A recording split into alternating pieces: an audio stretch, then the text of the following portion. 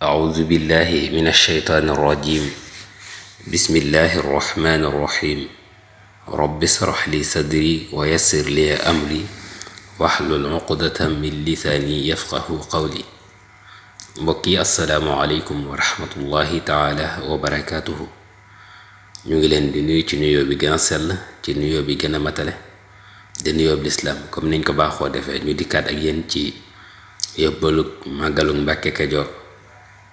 te nag ñu nekk ci suñu jotaayu juróom-ñeenteel bi incha allahu rabbi ñu bëgg a dikk ak yéen ci ay abyaat yoo xam ne Cheikh Mouhamadul Amin moo ko def di ci dénk nit ñi ngir ñu bàyyi ko xel. mu doon abyaat yoo xam ne yu mat a bàyyi xel la. abyaat yi fii la tàmbale.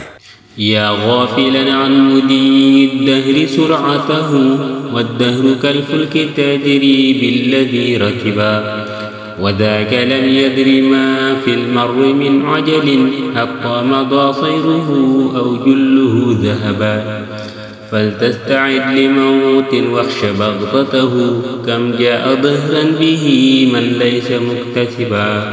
Cheikh Mouhamadul Amin Baara dafay wax ne yow aji sàggan ci yow mi nga xam ne yaa ngi sàggan ngir woyug jamono gu gaaw bii na nga xam ne jamono kat mi ngi mel ne ak gaal te gaal googu di daw ka ca nekk ka nekk ca biir du yëg gaawaay ba ngir lan nekk ga mu nekk ca biir.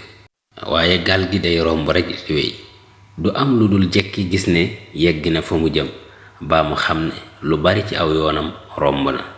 kon na nga waajal dee mi nga xam ne du ñëw ci lu dul mbetteel. na nga ragal mbetteelam googu ndax dee moomu kat yàgg naa dikkal ku ne waaye yàgg naa dikkal koo xam ne fàgguwutoon ab yóbbal. kon foofu lañuy yam ak yéen ci yóbbalub tay bi di leen jox dig daje ci beneen yoon ci beneen jotaay insha allahu rabbi. wassalaamu aleykum wa rahmatullahi taala wa barakaatuhu. jërë ngeen jëf.